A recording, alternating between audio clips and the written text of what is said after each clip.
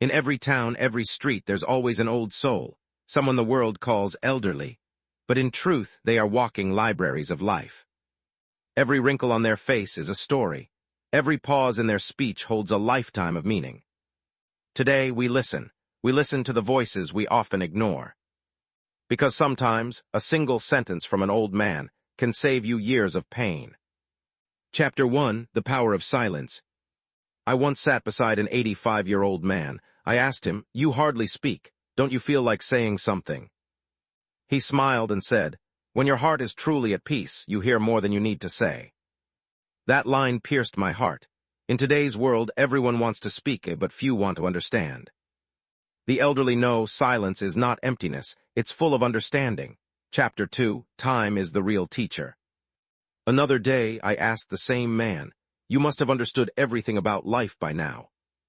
He chuckled and said, "Son, understanding takes a lifetime, and by the time you finally get it, life is almost over." That's the beauty and tragedy of wisdom. You can't rush it, you can't buy it. You live it moment by moment. Chapter 2, Time is the Real Teacher. Another day, I asked the same man, "You must have understood everything about life by now." He chuckled and said, "Son, understanding takes a lifetime, and by the time you finally get it, life is almost over." That's the beauty and tragedy of wisdom. You can't rush it, you can't buy it. You live it moment by moment. Chapter 3, Love with Respect or Don't Love at All. The elderly speak of love not like teenagers do, but with the weight of sacrifice, pain, and quiet patience. One grandfather told me, "Love without respect is like a fire without warmth, it only burns." He continued, "These days people use big words but give little value. That's why relationships don't last." Chapter 4, You Are Used Until You're Understood. One of the most powerful things I've ever heard came from a quiet grandmother. She looked at me with gentle eyes and said, "People remember you when they need you and forget you when they finally understand you." It hit me hard.